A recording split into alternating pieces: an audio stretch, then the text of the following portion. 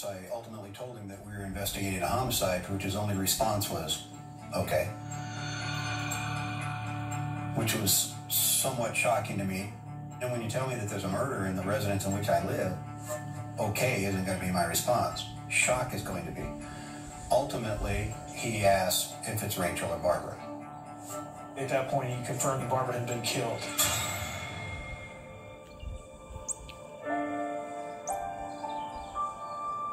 I cried at that moment. I just partially just kind of closed down, shut down. It's about the lowest point of my whole life. But a few tears aren't going to let Bruce off the hook. During an interview, a verbal dance takes place.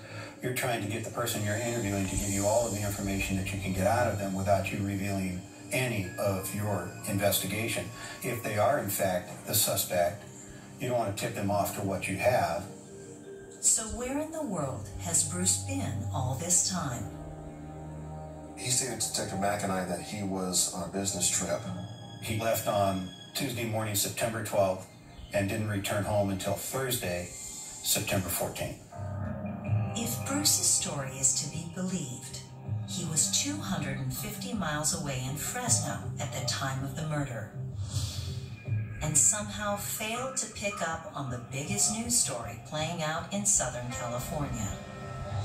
Bruce claims he only raced home to Orange County after being unable to reach his wife or daughter.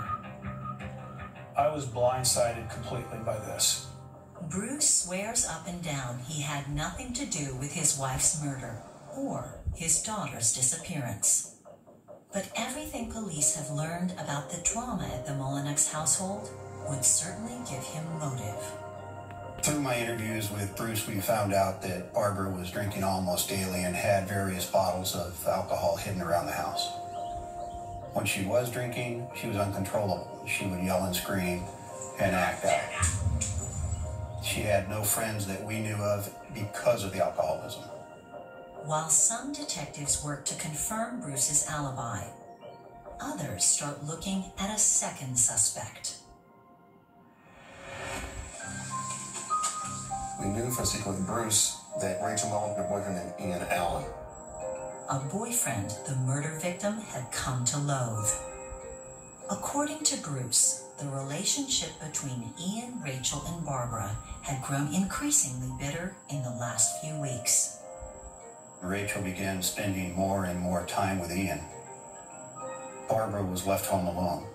Because Barbara had no friends, she started trying to pull the reins in on Rachel and prevent her from seeing Ian on such a constant basis.